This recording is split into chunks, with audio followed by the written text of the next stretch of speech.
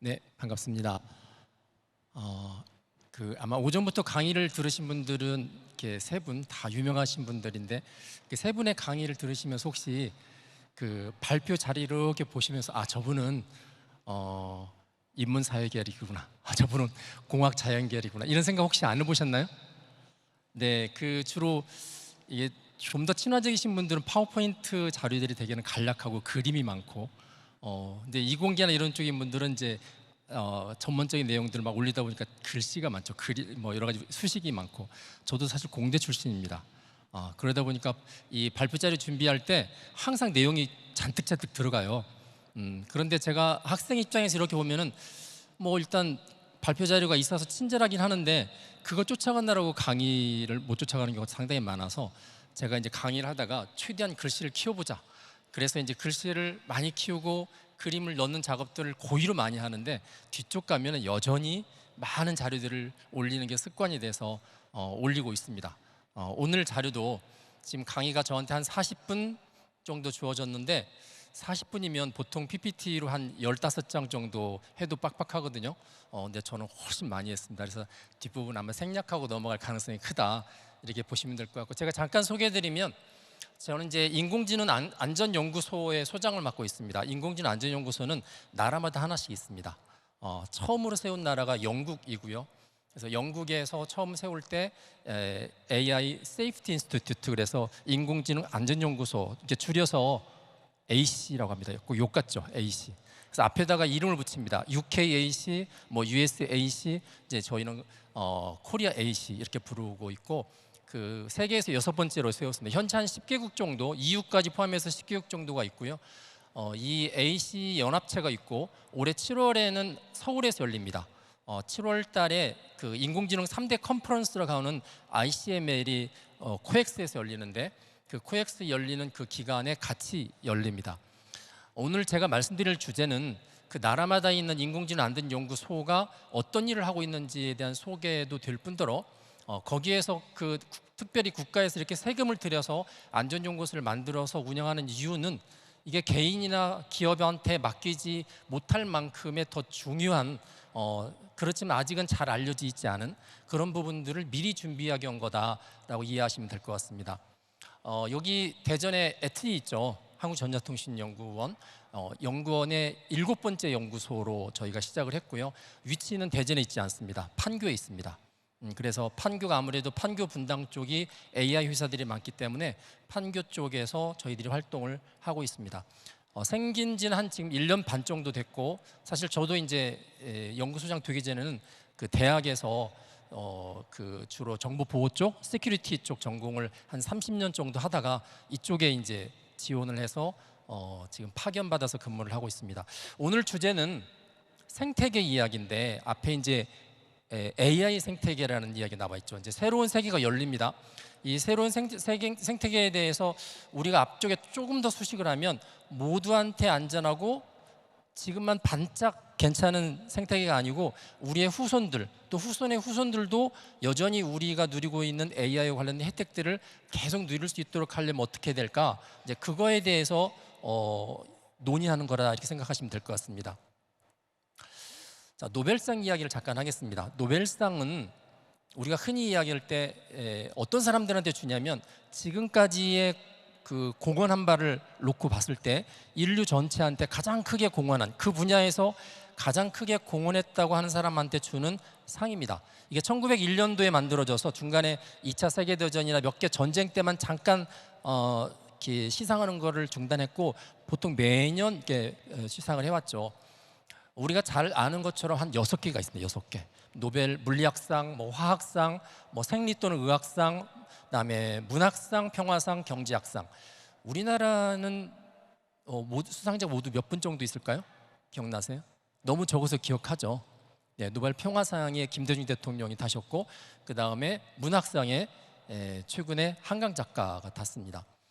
이 6개의 상 영역에 보면은 나중에 나타났던 1901년보다 훨씬 나중에 나타났던 학문들이 많은데 그 중에서 이 컴퓨터 분야, 지금처럼 보면 어디든 다 컴퓨터, 디지털, AI 그러잖아요. 이런 쪽도 상을 넣었으면 좋은데 여기에 없습니다. 그래서 1966년도에 이른바 컴퓨터계의 노벨상이라는 상이 만들어졌습니다. 이제 튜링이라는 수학자 이름을 기념을 해서 만든 튜링상입니다. 그래서 컴퓨터 과학 분야의 기술을 공헌한 사람들을 한 해에 뭐 한 명이든 두 명이든 이제 그 분야를 세워서 이렇게 상을 줍니다. 그래서 튜링상을 받으면 이 사람은 노벨상을 받은 거나 똑같이 컴퓨터 분야에서는 인정을 해줍니다.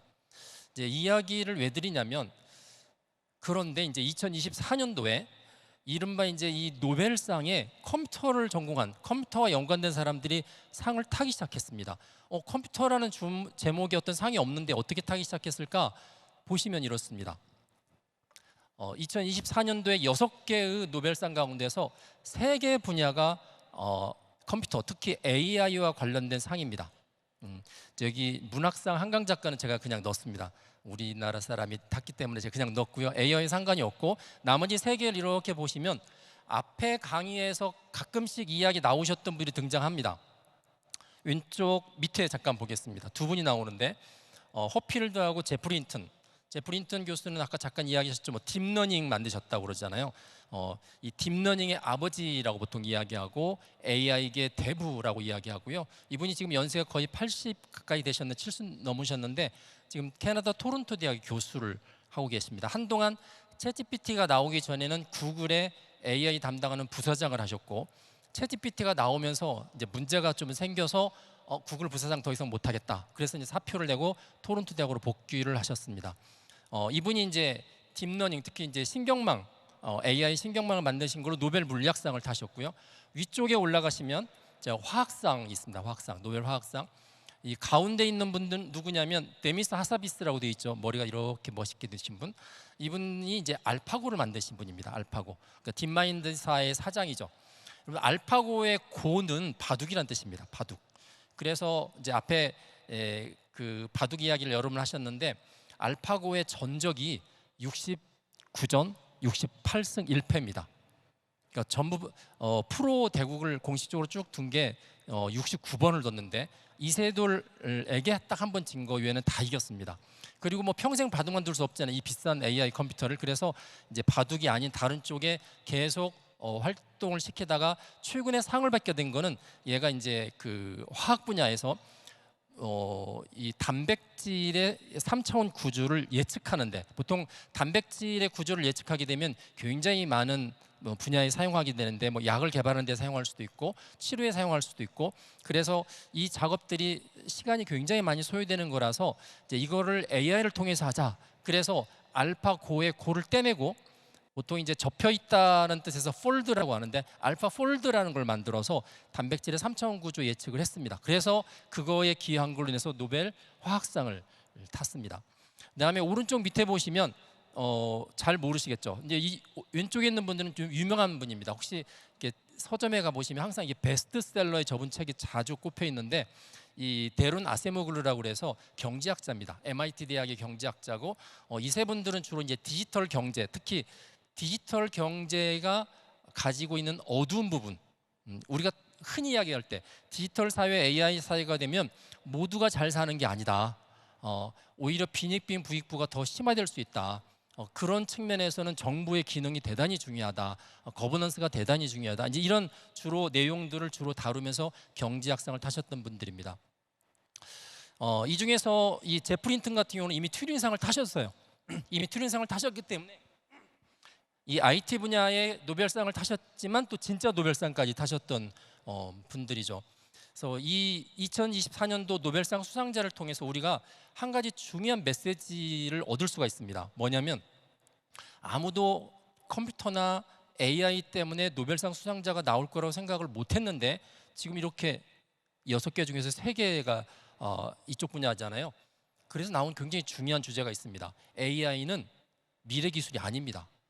혹시 여기에 계신 분들 중에서도 여전히 AI를 미래 기술, 앞으로 우리가 열심히 해서 미래 먹거리로 살아야 될 기술이라고 생각하시는 분들이 계실 텐데, 이건 미래 기술이 아니에요. 제가 처음에 노벨상 수상자한테 주는 조건이 있었어요.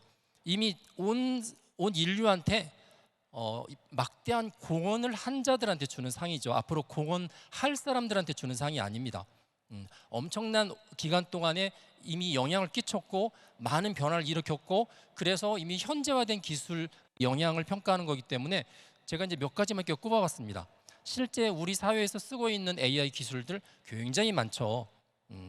그래서 AI는 이미 현재 기술이다라는 말씀을 드립니다. 그리고 이 현재 기술은 앞으로 더 영향을 끼칠 거다라는 점을 먼저 말씀을 드립니다. 제가 주로 윤리라든지 그다음에 AI의 부작용, 역기능, 뭐 문제되는 부분들 이야기하니까 이제 제가 이제 전공이 컴퓨터 전공이다 보니까 제 후배들 동료들이 AI 쪽 이제 일을 하고 있는 친구들이 있어요. 그래서 선배님 그 자꾸 윤리 이야기 뭐 이상한 부작용 이야기 하지 마세요.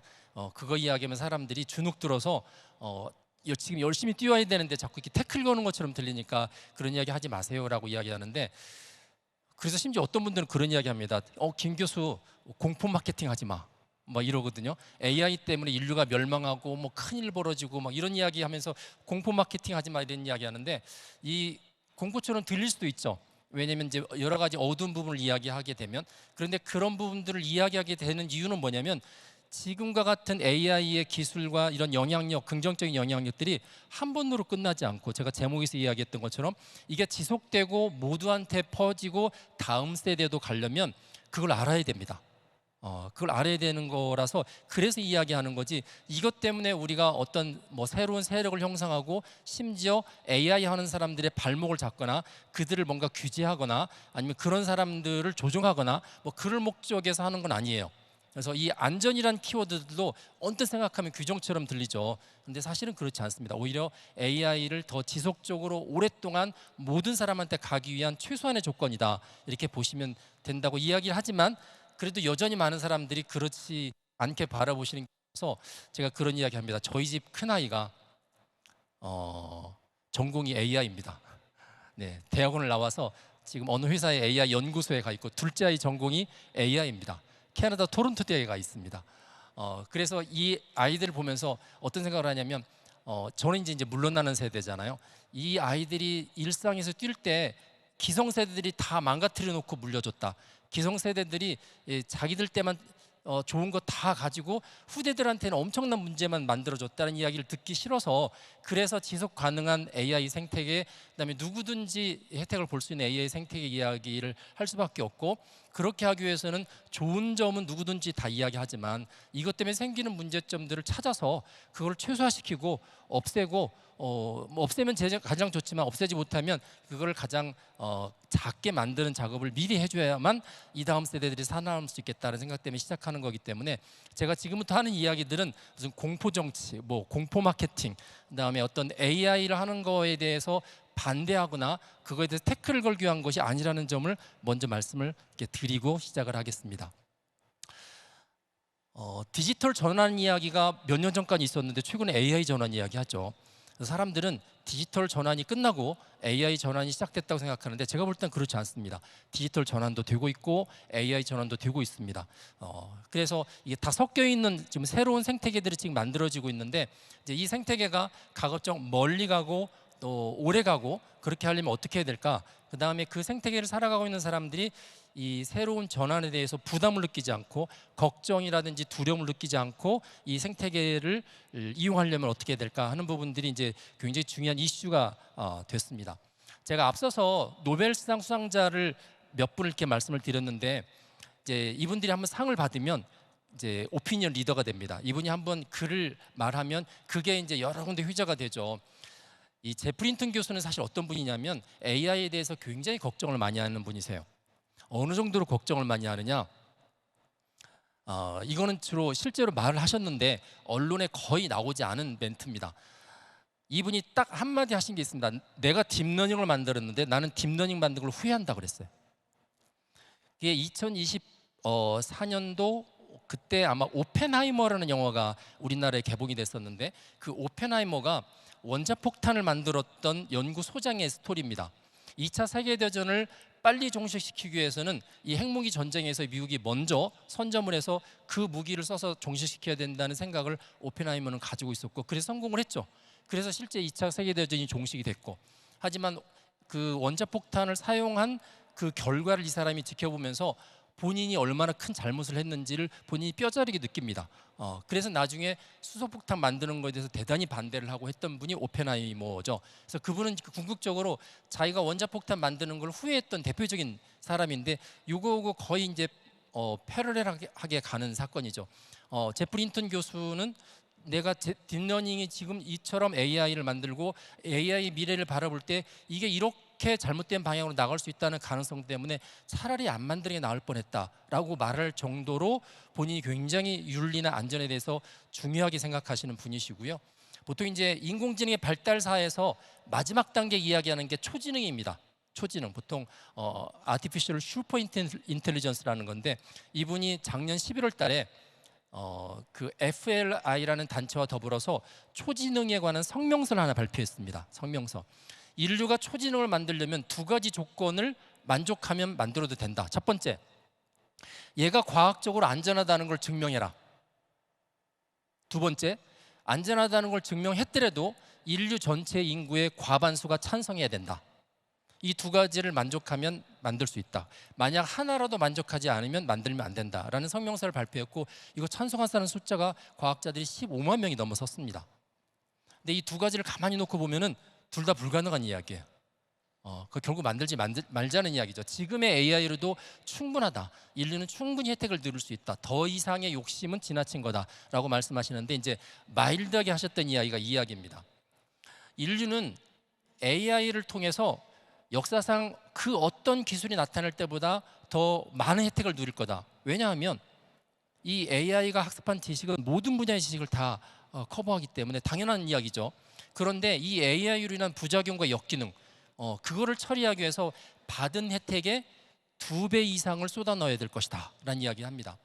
그러면 받은 혜택이 100이고 쏟아 넣어야 되는 일종의 이제 문제를 해결하기 위한 투자가 200이면 손해나는 장사잖아요. 언뜻 보면 손해나는 장사이기 때문에 이거 그러면 하면 안 되는 거네 라고 생각하기 쉬운데, 여기 굉장히 중요한 게 있습니다. 혜택을 받는 사람 따로 있고 부작용과 역기능을 경험하고 그거로 인해서 손해를 치른 사람 따로 있는 겁니다. 이게 굉장히 문제가 되는 거예요. 그래서 아까 그 노벨 경제학상에서도 말하는 거가, 이른바 빈익빈 부익부가 AI를 실제 활용할 수 있는 자력이, 그러니까 재산이 되고 재력이 되고 컴퓨팅 파워를 가지고 있고 그런 데이터를 가지고 있는 데한테는 너무나 좋은 기회인데, 그렇지 않은 AI를 쓸 수 없는 사람들한테는 이게 오히려 재앙이 될 수 있다라는 이야기를 하는 거죠. 그래서 정부의 기능이 중요하고 그렇게 번 돈을 정부가 이게 잘 분배하는 작용을 처음부터 해야 된다. 뭐 그런 이야기를 하는 겁니다. 여하튼 중요한 부분들은 이겁니다. 부작용과 역기능이 생각보다 심각하다라는 거죠. 앞에 우리 김규현 교수님도 그 이야기, 상담 이야기 자꾸 하셨는데, 처음에 챗GPT가 나왔을 때 사람들이 챗GPT를 어디에 쓰는지를 통계를 냈습니다. 그랬더니 맨 처음에 올라가 있는 거가 이제 주로 이제 생성형 AI, 글이든 그림이든 주로 어떤 글을 만들어내고 그림을 만들어내고 그다음에 업무에 활용하고 하는 쪽에 주로 많이 썼는데, 한 1년 사이에 어떻게 바뀌었냐면 주로 이야기하고 자기의 개인적인 거를 토로하는 데 많이 씁니다. 그게 조금 더 시간이 지나니까 어떻게 되냐면 이제 소위 말해서 중독 현상이 벌어지고 남용 현상이 벌어지는 거죠. 그래서 마이크로소프트사의 그 최고 AI 경영자가 이런 신조어를 만들어냈어요. AI 사이코시스, AI 정신병이라는 걸 만들어냈습니다. 이 AI 정신병에 크게 세 가지를 꼽았는데, 하나가 이제 과대망상입니다. AI가 나랑 대화하면서 나를 너무 칭찬하는 거예요. 내가 조금만 하면 굉장한 아이디어입니다. 뭐 괜찮습니다. 뭐 막 이상한 이야기해도 너무 뛰어난 생각입니다. 이러다 보니까 진짜 자기가 뛰어난 줄 알아요. 그래서 어떤 사람들이 존재하냐면 실제 우버의 창업자 중에 한 사람인데, 이 사람이 챗GPT와 한 6개월간 대화를 하면서 자기가 새로운 물리학 분야를 개척을 했대요. 양자 물리학이 얼마나 엉터리인지를 자기가 증명을 했고 새로운 물리학을 개척했다고 그러면서 이 사람이 그걸 발표를 했어요. 물리학자들이 보고 나서 이 말도 안 되는 건데 본인은 그거에 대한 강한 확신을 가지고 있어요. 그래서 보통의 양자 물리학자들은 엉터리 기반의 이론을 가지고 있고, 내가 만든 새로운 분야가 이게 새로운 앞으로의 물리학이다라는 생각을 가지고 있는데, 이분이 딱 지금 말한 이제 과대망상이죠. 두 번째 극단적인 경우가 있습니다. 얘가 뭐든지 질문하면 뭐든지 답을 다 잘해요. 심지어 나에 대해서 너무 잘 아는 거죠. 그래서 AI를 거의 절대적으로 신격화하는 현상도 벌어집니다. 엄마 말을 듣지 않아도 AI가 말하면 진짜로 압니다. 그래서 요즘 초등학생들한테 뭐라고 엄마가 이야기했는데 이걸 바로 챗GPT 쳐봐서 다른 답이 나오면 엄마가 잘못한 거예요. 엄마 틀렸어. AI는 이렇게 말하는데. 그러니까 거의 뭐 절대적이죠. 그다음에 세 번째가 뭐냐면 이제 애정을 느끼는 겁니다. 너무나 자기하고 개인적인 관심을 가지고 하다 보니까 AI는 그렇게 생각하지 않지만 본인은 푹 빠져듭니다. 푹 빠져들고 얘가 없이는 뭘 안 해요. 뭐 할 때도 얘한테 물어보고 거의 뭐 매여 있는 그런 상태가 되었어요. 이게 이제 정도가 심해지면 일상적인 생활을 못해서 문제를 일으키기 때문에 계속 지금 미국에 있는 주정부에서 이걸 금지하는 법안들을 만들고 있고, 많은 상담학자나 이런 정신과 의학에서 이거 함부로 쓰게 하면 안 되겠다. 이거 의료법 위반 행위 아니냐라고 이야기까지도 합니다. 기업에서도 스스로 이제 자율 저장 작업을 하고도 있고요. 이런 식으로 이렇게 사람들의 정신 세계를 좌지우지하는 그런 이제 부작용도 있고, 또 하나는 이제 AI가 사람이 하기 힘든 판단들을 하기 시작합니다. 예를 들어서 제가 지금 이제 그 국가에서 하는 대법원에서 AI 판사 만드는 작업에 참여를 하고 있는데, 작년에 작업을 거의 마쳤고 올해 이제 시범 사업을 합니다. AI 판사도 만들고 뭐 그렇게 되면 이제 저렇게 하겠죠. AI 그 재판도 합니다. 미국에서는 이미 그 교도소에 수감된 사람들을 가석방을 해줄지 말지 이 AI 판사를 통해서 사업을 해오고 있는 게 있는데, 이제 어떤 그 보도 매체에서 프로퍼블리카라는 보도 매체에서 야 이거 AI 판사가 사람을 차별한다, 백인을 잘 봐주고 유색인종을 차별한다, 그러면서 시비를 건 적이 있습니다. 실제 이제 미국 그 대법원에서 저거를 가지고 조사를 해보니까 근거가 별로 없다 그래서 뭐 특별히 문제는 안 됐지만, 많은 사람들이 데이터가 특히 유색인종한테 불리한 데이터들이 너무 많기 때문에 그걸 AI가 스스로 학습해서 생기는 문제라고 많이 보고 있고요. 그 다음에 이건 이제 우리나라도 많이 벌어지고 있는 건데, AI가 서류 평가도 합니다. 입사 시험에 서류를 내면 서류 평가도 하고, 이제 우리 코로나 3년 동안에 AI 면접관이라는 게 등장을 해서 우리나라에 700개 기업이 AI 면접관을 사용을 했습니다. 우리나라에서 AI 면접관이 한 5개 기업들이 만드는데 한 2개 기업이 거의 독과점을 하고 사용하고 있는데, 굉장히 중요한 부분이 공정성이죠. 공정성. 그래서 혹시 AI 면접관이 여성 차별하는 거 아닐까? 지방대 차별하는 거 아닐까? 뭐 여러 가지 국적 차별하는 게 아닐까? 뭐 그런 고민들을 많이 하고 의심을 많이 합니다. 실제로 여기 보면은 이 아마존 같은 경우에 아주 일찍 서류를 도입했는데, 이 경우도 지켜놓고 보니까 여성 지원자들이 다 떨어졌어요. 많이 떨어지니까 여성 지원자들이 떨어진 카페에서 이거 아무래도 좀 차별하는 것 같아서 나중에 이제 이 연방정부를 통해서 이걸 문제시 삼아서 이렇게 조사를 해보려고 이야기했더니, 처음에 아마존에서는 그렇지 않다, 우리는 여성, 남성 성별 구분 자체를 블라인딩해서 서류를 내기 때문에 성차별을 할 수가 없다, 그렇게까지 이야기했는데 실제 조사에 들어가니까 성차별을 하고 있었습니다, AI가. 그래서 이거 폐지시켰던 부분들이 있습니다. 성별 구분을 안 하는데 어떻게 성차별했을까요? 제가 힌트를 알려드리면 이렇습니다. 실제로 과거에 우리나라도 그렇지만 미국도 여성들에 대한 차별이 있었습니다. 여성들은 차별이 있었는데 그게 남성 여성이라는 그 성 구분 때문에 있었던 게 아니라 실질적으로 여성들을 잘 채용하지 않으려고 그랬는데, 여성들이 낸 이력서 안에 보면 여성들만 하는 액티비티들이 있어요. 여성들만 가입하는 클럽이 있고, 여성들만 가는 대학이 있고, 여성들만이 하는 여러 가지 활동들이 있는데, 그런 것들이 이력서나 자기소개서에 이렇게 녹아져 있잖아요. 그러면 성별을 딱 빼내도 이력서에 이런 키워드를 가지고 있는 사람들을 과거에 많이 떨어뜨렸던 데이터가 있기 때문에 이걸 AI가 학습하면서 그런 비슷한 이력서의 내용을 가지고 있는 사람들을 똑같이 차별합니다. 대단하죠. 대단합니다. 그래서 이 부분들이 굉장히 중요한 이슈가 돼서 이건 앞으로도 굉장히 중요한 이슈가 되고요. 아직은 우리나라에 법이 없어서 저런 이력서를 평가하거나 면접을 AI로 두는 경우에 얘가 과연 차별하지 않는지에 대한 부분들을 거쳐야 되는데, 현재로서는 그게 없습니다. 그냥 그 기업이 자기가 스스로 알아서 공정하다고 평가하면 그걸 믿어주고 그냥 받아주는 형태로 하고 있는데, 이게 나중에 문제시 되면 문제가 될 것 같습니다. 실제로 여기 영국에서는 이슈가 된 적이 있었는데, 코로나 첫 해에 코로나 때문에 모여서 시험을 못 보잖아요.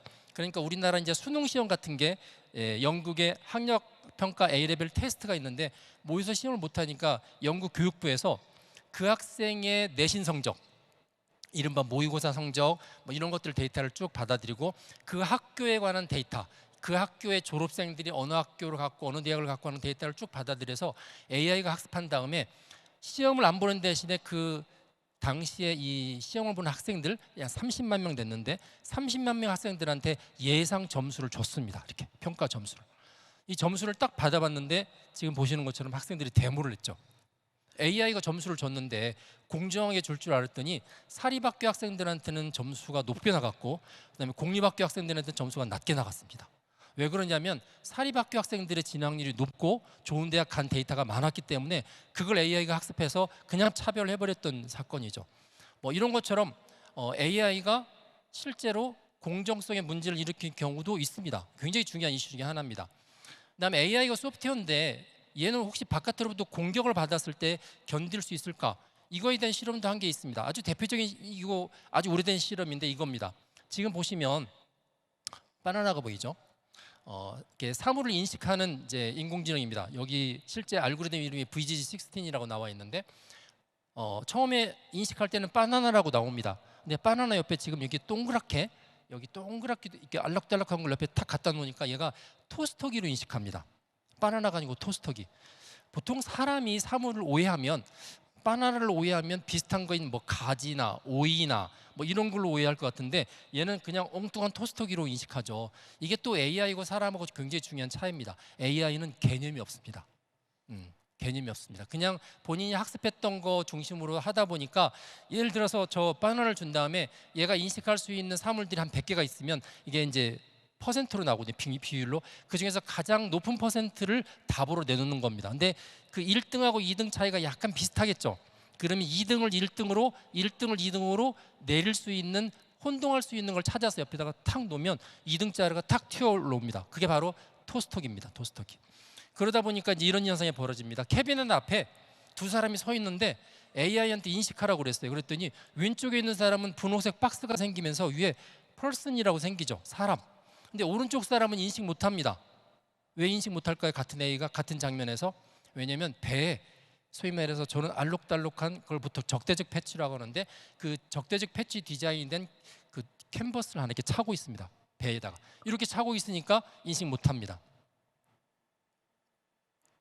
저런 것들을 만약에 그 교통 표지판에다가 붙이면 어떤 일이 벌어질까요? 실제 실험을 하는데 자율주행차가 가다가 신호판을 보고 서기도 하고 뭐 여러 가지 교통 판단을 하잖아요. 그걸 읽지 못합니다. 그렇기 때문에 저것들을 이렇게 붙여놓으면 교통사고가 발생을 하게 되겠죠. 왜 저 짓을 할까? 이제 이게 일종의 이제 부작용을 알아보기 위한 건데 악의적인 목적인 사람들한테는 이거 굉장히 유용한 도구입니다.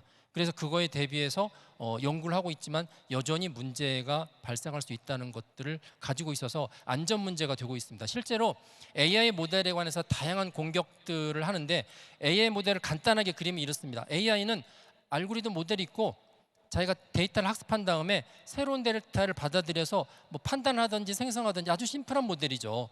그럼 이 4개의 모듈 가운데서 어느 곳이든지 다 공격이 가능합니다. 예를 들어서 데이터를 이상한 걸 집어넣어서 얘가 이상한 걸 학습하게 한 다음에 나중에 특정한 경우만 활동을 전혀 다르게 하게 할 수도 있고 뭐 이런 것들이 존재하기 때문에 최근에는 아예 마이터라고 해서 주로 해커들에 관한 해킹 공격을 연구하는 단체인데 여기에서 해커들한테 적용했던 걸 인공지능 모델한테 그대로 적용시켜서 아틀라스라는 걸 만들었습니다. 그래서 이 아틀라스 하나의 시나리오인데 리코너선스가 이제 정찰이고요. AI 모델을 좀 정찰한 다음에 쭉 정념해가지고 이걸 악의적으로 사용한 다음에 마지막에 이제 떠나는 그 일종의 이제 이걸 보통 킬 체인이라고 하는데 이 시나리오 가운데서 AI의 취약한 부분이 어느 정도인지를 다 찾아서 지금 데이터베이스로 만들고 얘를 하나씩 커버하기 위해서 어떻게 해야 되는지 대안을 지금 수립하는 중에 있습니다. 이거는 다른 말로 표현하면 AI는 여전히 소프트웨어로서 취약할 수밖에 없다라는 부분이죠. 이제 두 번째로 넘어갑니다. 자, 이번도 노벨상 수상자의 어록을 제가 가지고 나와서 이야기합니다. 노벨 화학상을 탔었던 알파고를 만들었던 데미스 하사비스가 했던 이야기입니다. 이건 최근에 작년에 했던 이야기인데 사람들은 AI 때문에 일자리 걱정을 한다.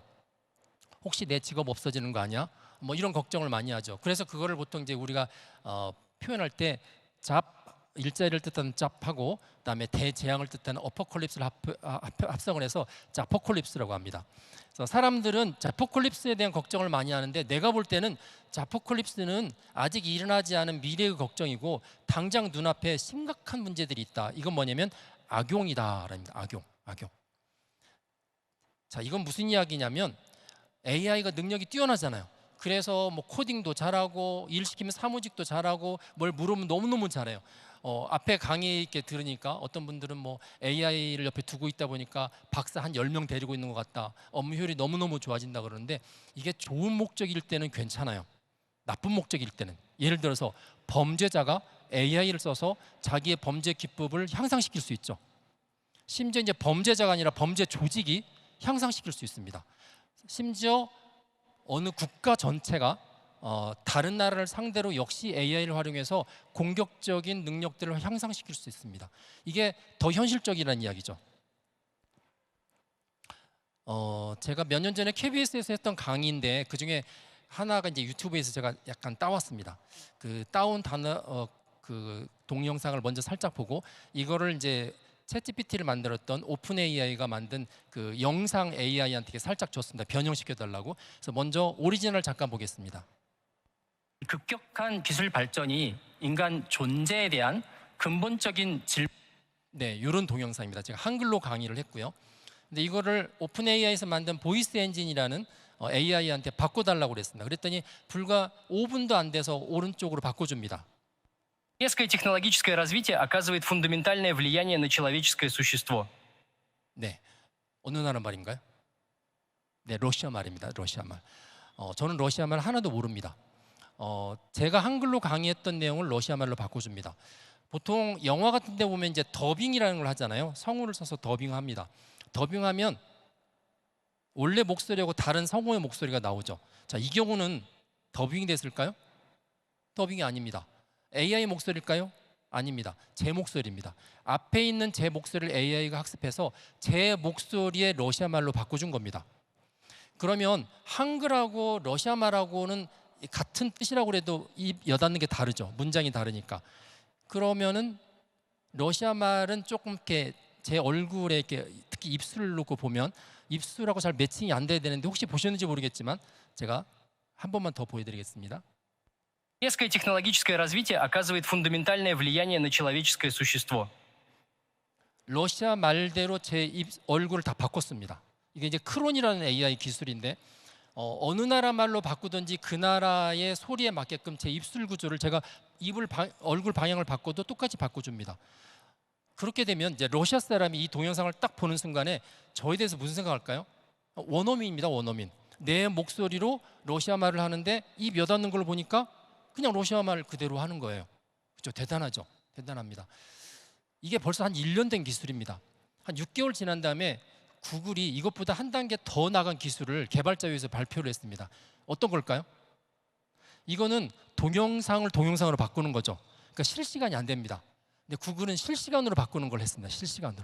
그래서 제가 러시아 사람이랑 줌으로 예를 들어서 회의를 한다고 그러면 저는 한글로 이야기를 합니다. 그러면 러시아 사람이 바라보는 제 얼굴은 러시아 말로 나오고 제 얼굴의 입술이 러시아 발음에 맞게끔 조종이 됩니다. 그러니까 러시아 사람이 볼 때는 저 사람 러시아 말을 너무 잘하는 한국 사람인 거예요. 그러면 제가 바라보는 러시아 사람은 어떨까요? 이 사람이 한국말을 너무 잘하는 러시아 사람인 거죠. 이런 식으로 바꿨습니다. 물론 언어마다 딜레이가 있습니다. 왜냐하면 어순이 다르기 때문에 한 0.15초 정도 딜레이가 벌어지는데 보통 우리가 온라인으로 회의하다 보면 그 정도 딜레이는 보통 감수하잖아요. 이제 너무 좋죠. 이거를 바라보면서 어떤 생각을 하냐면 야 이제 언어의 제약을 상당히 많이 뛰어넘을 수 있겠다. 뭐 이런 생각을 합니다. 그래서 언어 때문에 내가 한국에서밖에 활동 못했는데 이제는 전 세계를 상대로 해서 활동할 수 있는 시대가 열어졌다. 뭐 이런 좋은 점이 있는데 다른 편이 있습니다. 이 기술을 누가 이용하면 문제가 생기냐면 보이스피싱 하는 사람들이 이용하면 문제가 심각해집니다. 그렇죠? 보이스피싱에서 내 목소리를 흉내내서 내 얼굴을 흉내내서 화상 통화를 하거나 아니면 우리 어머니한테 전화해서 내 아들, 딸 흉내를 내서 무슨 사고가 난 것처럼 하면 그냥 넘어갑니다. 실제로 그 사건들이 많이 벌어지고 있고요. 그래서 최근에 우리나라 보이스피싱 때문에 생기는 피해가 재작년에 우리나라 사람이 잃어버린 피해가 8천억 원입니다. 그런데 작년 통계가 나왔는데 1조 2천억 원입니다. 1조 2천억 원. 올해는 아마 2조 원 가까이 될 거라 생각하고 있는데 내 목소리가 몇 초 정도 있으면 AI로 흉내낼 수 있을까요? 이전에는 작년까지만 해도 유튜브 하는 사람들은 조심해라. 당신들 목소리, 얼굴 다 공개되어 있으니까 AI가 가져다가 학습하면 당신들 흉내낼 수 있다 이랬거든요. 지금은 옆에 동영상 샘플 보셨죠? 저거 몇 초짜리입니까? 한 5초도 안 됩니다. 5초도 안 되는 AI 동영상을 가져다가 AI가 제 목소리를 그대로 흉내내죠. 지금은 유튜브를 하지 않아도 여러분 모두가 AI에 의해서 한 5초 목소리만 있으면 여러분의 목소리를 AI가 학습해서 흉내낼 수 있습니다. 5초는 어떻게 따나요? 그냥 여러분들 전화번호 알면 막 전화합니다. 전화해서 누구누구 시죠? 그러면 전화 잘못 거셨는데요. 거기 누구네 집 아닌가요? 잘못 거셨다니까요. 잘못 거셨다니까요. 이거 학습해버립니다. 그럼 이제 그 사람 목소리 흉내가 되는 거죠. 보통 보이스피싱하는 범죄자들은 그 가계도를 걸어놓고 전화합니다. 이 사람 엄마 아빠고 딸이고 뭐 이렇게 전화하기 때문에 딸 목소리 흉내내서 어머니한테 전화해서 엄마 나 사고 났어 도와줘 뭐 그런 사고들 실제 많이 벌어지고 있습니다. 자, 악용하는 거의 대표적인 사례가 이거입니다. 앞에 두 번째 강의가 사실 그 화학 분야의 강의였는데 실제 2022년에 네이처지에 실렸던 논문입니다. 새로운 분자를 찾아가는 이제 AI가 있습니다. 여기 나와 있는데 그 메가신이라는 게 있는데 이거는 누구든지 가져다 쓸 수 있는 분자 생성 AI 모델입니다. 여기에다가 누구든지 가져다 쓸 수 있는 분자 데이터를 학습을 시켜서 기존에는 어떤 실험을 했냐면 새로운 분자를 찾아가는데 우리한테 도움이 되는 것만 찾아가는 실험을 했다가 갑자기 이 팀이 발상의 전환을 했어요. 어떻게 전환하냐면 이게 좋은 것만 찾아가는 게 아니라 사람한테 해가 되는 독성 분자를 만들어내는 걸 한번 실험을 해볼까? 그래서 여러 가지 제약 조건을 다 없애고 실험을 했습니다. 6시간 만에 4만 개의 아주 나쁜 독성 호흡 물질이 만들어졌고 사망 안을 들여다봤더니 보통 우리가 법적으로 금지하고 있는 뭐 신경작용제라든지 기존에 알려져 있는 화학무기의 재료가 되는 것들이 마구 만들어진 거예요. 그래서 이제 이 논문에서 야 이거 AI를 이용해서 나쁜 짓을 하려고 해도 엄청나게 좋은 나쁜 짓을 효과적으로 할 수 있구나. 이제 그래서 이제 악용에 대한 문제들이 이제 돋아지기 시작했습니다. 자, 이제 세 번째 신뢰성의 문제입니다. 신뢰성은 뭐냐면 AI가 나한테 어떤 대답을 주고 그런 걸 과연 믿을 수 있을까 하는 거죠. 얘가 진짜인가 가짜인가 뭐 이런 것부터 시작해서 실제 요 데룬 아세모글루 노벨 경제학상을 타신 분이 논문에서 그런 이야기합니다. 많은 사람들은 앞으로 10년 동안 AI 때문에 세상이 바뀔 거라고 생각하는데 내가 볼 때는 그렇게 잘 안 바뀔 것 같다. 심지어 미국을 기준으로 앞으로 뭐 GDP 한 10%, 20% AI가 기여할 거라고 생각했는데 자기가 볼 때는 그렇게 기여 못할 것 같다. 왜? 지금의 AI에 대한 신뢰성이 기대만큼 높지 않다는 거예요. 그러면 AI를 만든 사람들이 있지만 AI를 이제 곳곳에서 가져다 쓸 거 아니에요.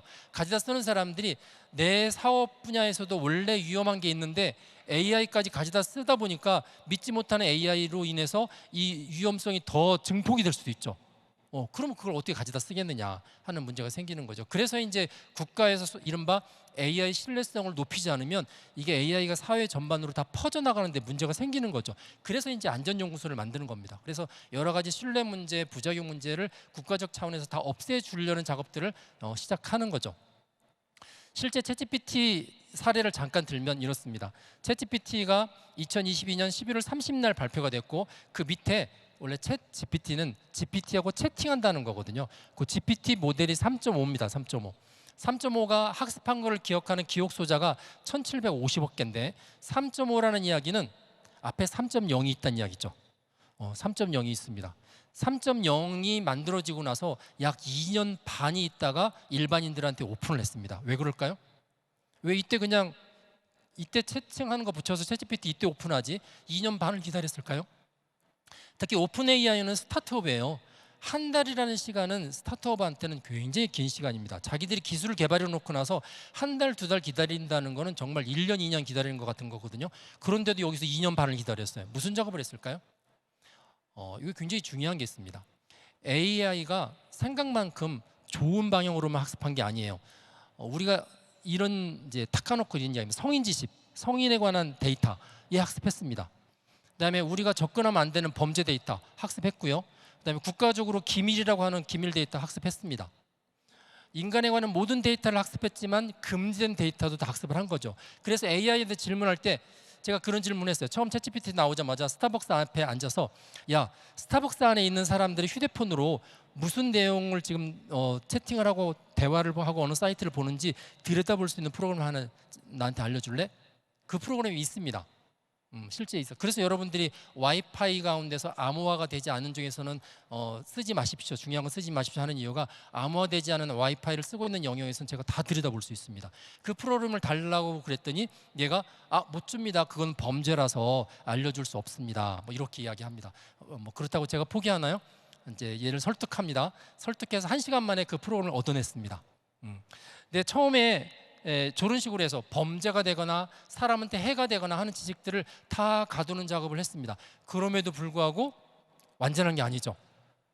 이 가두는 작업을 했음에도 불구하고 사람이 대화를 어떻게 하느냐에 따라서 요 밑으로 이렇게 떨어질 수 있습니다. 그걸 보통 탈옥이라고 합니다. 탈옥, 제일 브레이크라고 부르는데 탈옥은 지금도 벌어지고 있습니다. 지금도 완벽한 게 아닙니다.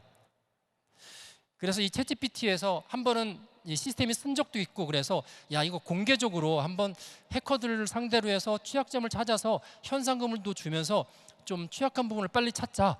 그래서 이 공개적인 레드티밍이라는 그 레드팀이라는 게 원래 그 회사 안에서 자체적으로 데리고 있는 해커들을 말합니다. 해커들. 그 해커들한테 자기네 제품을 공격해봐라. 그래서 뚫리면 빨리빨리 고쳐서 이제 안전한 제품을 내려고 하는 게 이제 이 레드팀인데 레드티밍을 이제 일반인 대상으로 해서 현상금을 걸었고 그러면서 한 3개월 정도 예상을 해서 이걸 이제 보드에서 운영을 했는데 2023년 4월 11일 날 시작했거든요. 3개월이면 2023년 7월까지 하잖아요. 지금도 하고 있습니다.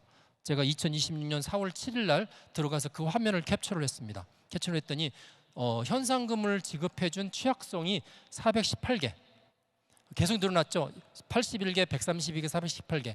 그리고 그 현상금을 준 게 최근 3개월 동안에 594달러를 줬답니다. 그러니까 AI라는 게 아까 말씀드렸던 것처럼 아직 완전하지 않고 제일 브레이크 여전히 할 수 있고요. 그 다음에 뚫고 들어가서 안에 있는 데이터 긁어내오는 거 할 수 있고 계속 이 싸움들이 계속 벌어지고 있습니다.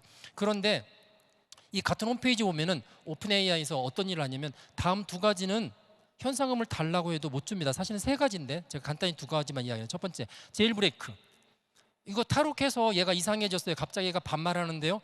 얘가 나한테 이상한 이야기 시작합니다. 이거 탈옥했습니다라고 이야기한다고 그래서 이거 현상금 안 줍니다. 왜 안 주냐면 탈옥은 피할 수 없는 약점입니다. 지금에 있는 트랜스포머라는 모델이 가지고 있는 약점 중에 하나입니다. 그래서 줄 수가 없다는 거고 두 번째, 할루시네이션. 얘가 아주 그럴듯한 이야기를 하죠. 이거 할루시네이션 피할 수 없습니다. 줄일 수는 있어도 피할 수는 없습니다. 자, 이런 것들 때문에 그러니까 저런 것들이 자꾸 벌어지는데 저게 더 최소화가 되지 않으면 못 믿겠다는 거죠.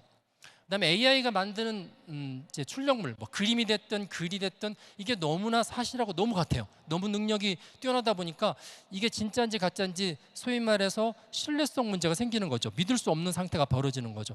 제가 이제 몇 장 사진을 가져왔는데 최근에 이제 이란전이 벌어졌는데 여기 이제 쿠엔틴 타란티노 감독이 이란 폭격때 죽었다.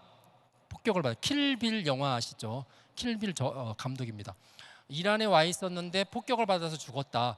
폭격받아 죽기 전에 방공호에 갇혀 있었던 사진이 이렇게 탁 떴습니다. 이렇게 두 번째가 쿠엔틴 감독이죠. 이 사진을 딱 보는 순간 저거 가짜다. 여러분 이 사진 왜 가짜인 것 같아요? 제가 이제 딥페이크 육안으로 구분하는 방법 저 연구소에서 지금 엊그제 책을 다 만들어서 일반 공개하려고 그러는데 딥페이크 딱 보는 순간 이게 진짜인지 가짜인지 육안으로 구분하는 방법들이 있습니다. 왼쪽은 왜 가짜 같냐면 제가 몇 가지 말씀드리겠습니다. 세 번째 앉아 계신 여성분 계시죠? 여성분처럼 손깍지를 한번 만들어 보세요.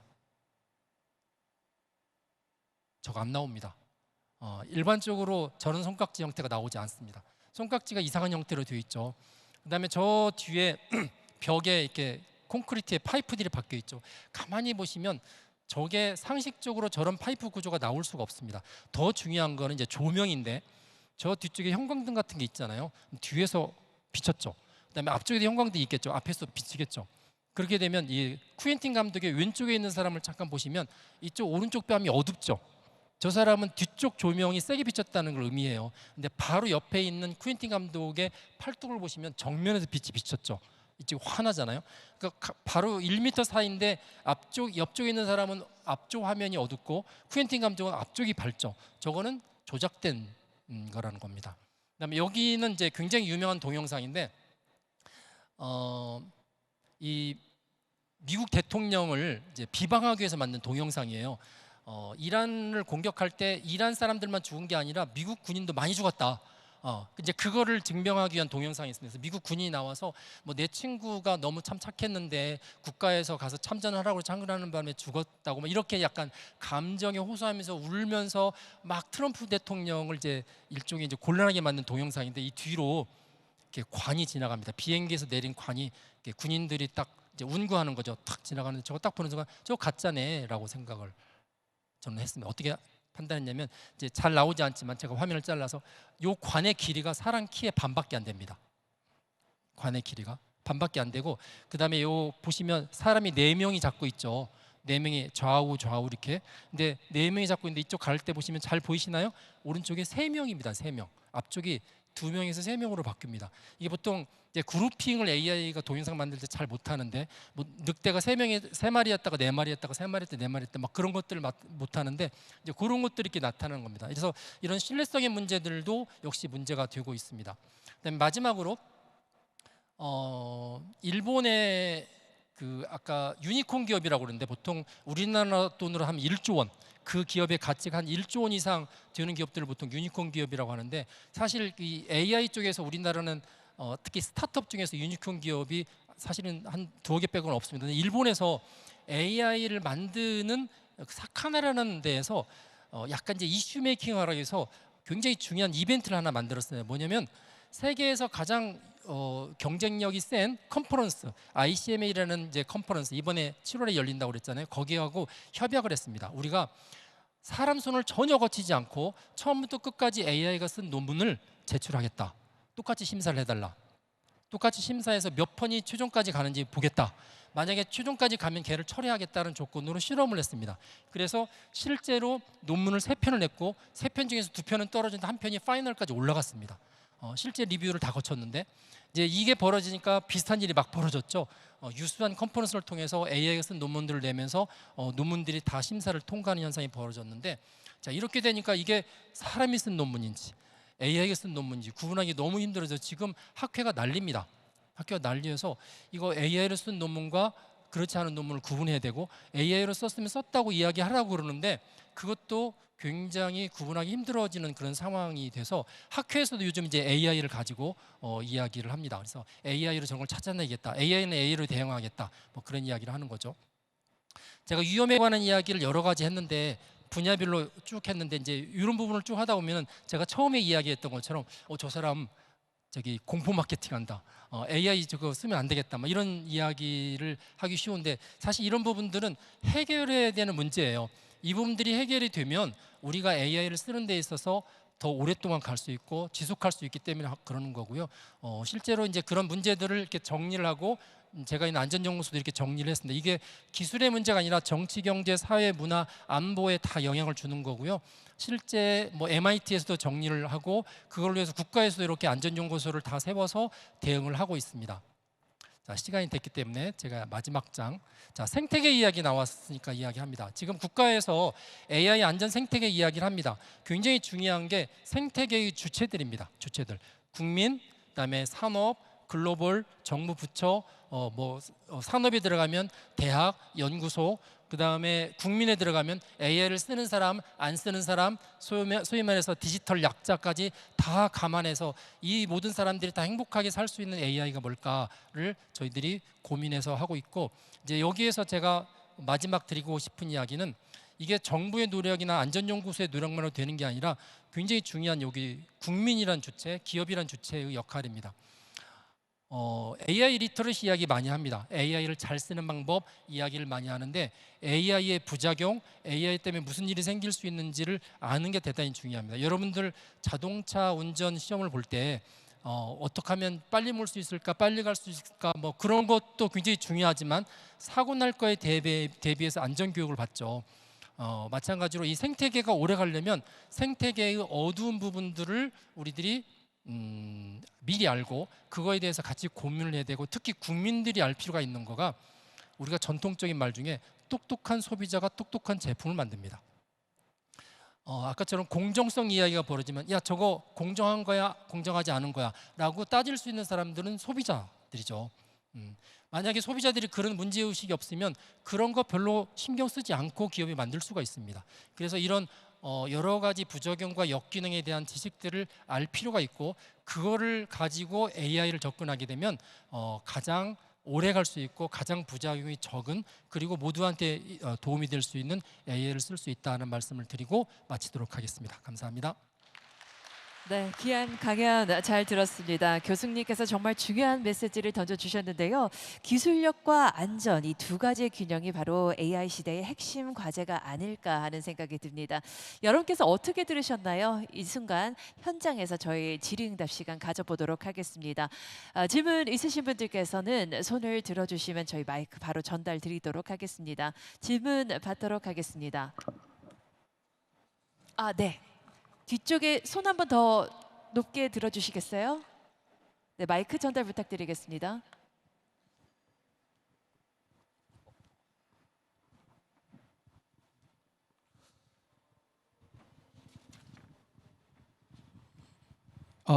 요즘 어디든지 AI를 장밋빛 어떤 그런 밝은 쪽으로 얘기하시는데, 이렇게 좋은 안전 장치를 마련해 주신 소장님 감사합니다. AI의 이런 유용성, 편리함과 그리고 아까 말씀하셨던 다양한 위험성 중간에서 저희들은 잘 균형을 잡아야 될 것 같은데요. 소장님 개인적으로 그런 어떤 철학적인 중심이 있으신지요? 예. 그냥 막연하게 위험해서 막자 이거보다는 뭐 근원적인 어떤 철학적인 기준이 있는지 궁금합니다. 그 AI를 하시는 분들을 두 그룹으로 나눕니다. 대부분의 그룹은 이제 부머라고 하는데, AI의 희망적인 부분들을 가지고 계속 이야기를 하시고, 우리가 아까 이야기했던 뭐 그러니까 초지능 뭐 이런 것들은 사실 영화에 있는 이야기지 실제로는 그렇게 심각하지 않을 거다라고 생각을 해서 개발과 혁신 쪽으로 모든 것들을 이렇게 쏟으시는 분들이 있고요. 똑같이 AI를 하지만 아까 이제 제프린턴 교수처럼 이거 자칫하면 선을 넘을 수 있다. 선을 넘을 수 있기 때문에 적절한 선에서 우리가 이거를 모니터링하고 제어할 수 있는 선까지만 해야 된다. 보통 이제 두머라고 이야기합니다. 두머. 그 선을 넘어가면 잘못하면 인류한테 해악이 될 수 있다. 근데 주로 윤리나 안전을 하시는 분들은 이 부머는 아닙니다. 두머입니다. 왜냐하면 그 최악의 시나리오를 염두에 두기 때문에 이러다가 우리 세대 내지는 우리 다음 세대, 제가 PPT 마지막 장에 그런 이야기 했는데, 자칫하면 지금 세대가 가장 이기적인 세대가 될 수 있다. AI 혜택을 자기들만 다 누리고 문제되는 건 후대한테 다 넘겨주고 뭐 그럴 수 있다는 생각을 하고 있기 때문에, 그런 것들을 막아야 된다는 생각들은 좀 장기적으로 어떻게 보면은 어두운 부분들을 처음부터 염두에 두고 최하의 경우를 염두에 두고 연구를 하는 분들이 계시는데, 저는 이제 개인적으로 이렇게 두머에 속한다고 보시면 될 것 같습니다. 그래서 제 아내도 저한테 쓸데없는 걱정을 참 많이 한다고 막 그러는데, 이 쓸데없는 걱정이 때에 따라서는 누군가는 하고 있어야 되고, 그 누군가가 사람들이 그걸 전혀 모를 때 자꾸 리마인드 시켜주고 그거로 인해서 다른 측면을 볼 수 있게 해주는 역할을 해야 된다는 생각을 합니다. 그래서 안전연구소는 이렇게 브레이크를 거는 게 아니라 오히려 제가 가끔 쉐르파에 비교하는데, 여러분 쉐르파 혹시 아세요? 쉐르파 그 에베레스트산 가시면 등반객들이 이제 등반대원이 오잖아요. 그러면 현지인들을 돈 주고 삽니다. 그 네팔 원주민들인데, 아버지 때 할아버지 때부터 히말라야 산맥에 살면서 지형을 너무 잘 알아요. 그래서 이 사람들이 짐꾼으로서 짐을 매지만 이 짐꾼들이 특히 베테랑들이 앞에 섭니다. 앞에 서서 어느 길로 올라가야 안전한지를 너무 잘 알고 있으니까 실제 등반대원들의 안전 가이드를 하잖아요. 그래서 꼭대기에 이제 올려놓는 게 목표죠. 안전하게. 예, 그럼 이제 쉐르파 역할이 끝납니다. 막상 이제 정상에 올라가서 에베레스트산 등반대원들이 꼭대기에서 사진을 찍을 때 그 등반대원 사진에 쉐르파는 빠집니다. 공식적인 사진에서 빠집니다. 그들은 짐꾼이기 때문에. 그래서 안전연구소의 역할이 딱 그건데, 기업이 됐든 국민이 됐든 AI를 통해서 가장 잘 활용할 수 있고 안전하게 활용할 수 있는 꼭대기까지 올려주는 역할을 하는데 중간에 어떤 위험이나 어떤 부작용이 있을지 모르기 때문에 그거에 대해서 전문적으로 미리 앞서서 찾고 그걸 해결할 수 있는 방법을 제시해서 우리나라와 우리 국민과 크게 보면 전 세계 AI 세대가 꼭대기에 올라갈 수 있도록 하는 역할이 안전연구소의 역할이다. 어떻게 보면 또 개인의 또 미션이라고도 생각을 하고 있습니다. 네, 맞습니다. 네, 추가 질문 현장에서 받도록 하겠습니다. 손 들어 주시기 바라겠습니다. 네, 그럼 현장에 없으면 저희 사전에 취합한 사전 온라인 질문으로 함께 여쭤보도록 하겠습니다. AI 발전에 따라 AGI와 ASI로 진화할수록 인간의 통제를 벗어나 문제가 될 소지가 있을 것으로 보입니다. 특히 전쟁이나 사생활에 대한 침해 등의 문제가 심각할 수 있다고 생각하는데요. 이에 대한 대안은 무엇일까요? 네, 제가 윤리적 상상력이라는 이야기를 많이 합니다. 윤리적 상상력. 이런 기술이 우리 생활에 들어왔을 때 앞으로 어떤 일이 벌어질까에 대한 시나리오 상상력인데 왜 이게 상상력이냐면 그게 실제로는 벌어지지 않지만 그걸 미리 상상해서 미리 예방하거나 어떤 제재를 가하는 걸 의미를 합니다. 그렇지 않을 경우에 이게 밀고 들어오면 한 번 들어오면 걷어내기 너무 힘듭니다. 한 번 들어오면 생긴 부작용들에 대응하기 너무 힘든데 최근에 여러분들이 혹시 뉴스를 보시면 아마 미소스라는 클로드의 새로운 버전 이야기가 지난 주말에 나오기 시작했습니다. 미소스라는 지금 클로드의 오프스 4.6보다 훨씬 다음 버전인데 얘는 최신 AI입니다. 이 최신 AI를 돌렸더니 얘가 지금까지 사람들이 전혀 몰랐던 소프트웨어 취약점들을 엄청나게 찾아낸 겁니다. 엄청나게 찾아내서 얘를 에이전트화 시켰더니 그 취약성을 토대로 해서 마구 공격하는 코드들을 만들어서 뚫기 시작하더라.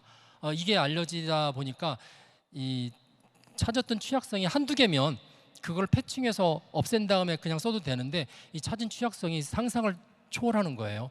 심지어 지금 은행이나 관공서에서 막 당연하다고 생각하고 있는 그 기본 소프트웨어들이 지금까지 보완하셨던 분들이 전혀 몰랐던 취약성들이 마구 발견이 돼서 그래서 이제 백악관에서 이거 배포 금지를 시켰고 이 취약성들을 다 패치하기 전까지는 패치할 수 있는 솔루션을 찾기 전까지는 이게 배포하면 안 되겠다라고 이야기를 해서 지금 현재 이게 빅뉴스가 됐습니다. 빅뉴스가 지금 우리 정부도 이거 대응하느라고 지금 정신이 없는데 사실 오늘도 그 긴급 회의가 있는데 제가 오늘 내려오는 바람에 제가 여기 가는데 막 정부에서 어디 가느냐고 빨리 오라고 막 그럴 정도 지금 긴급한 상황인데 이런 겁니다.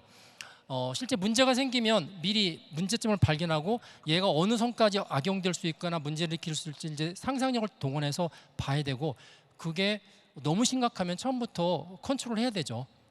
그래서 이제 안전연구소나 이런 데가 존재하는 이유가 그거거든요. 사실 기업 입장에서는 그렇게 협업을 하지 않으면 찾기 힘들고요. 배포하고 나서 문제가 발견되면 굉장히 심각해지잖아요. 특히 아까 말씀드린 것처럼 악용하는 사람들이나 악용하는 그룹들이 사용할 경우는 예를 들어서 그거를 우리와 적대적인 국가에서 우리에 있는 은행과 학교와 관공서를 통해서 막 찾아내가지고 공격한다고 생각해 보세요. 그냥 하루아침에 혼란에 빠지는 거거든요. 그래서 이제 그러한 부분들을 미리 예측을 하고 그다음에 제어할 경우는 제어하고 하는 부분들이 좀 필요하고 그래서 이제 이런 예방이 상당히 중요하다. 문제가 생긴 다음에 처리하는 것보다 특히 AI 분야에서는 이제 그렇게 생각을 하고 있습니다. 네. 네, 고맙습니다. 허락된 시간이 다 되어 여기서 질의응답 마치도록 하겠습니다. 통찰력 있는 답변 함께 수고해 주신 소장님께 큰 박수 부탁드리겠습니다. 고맙습니다.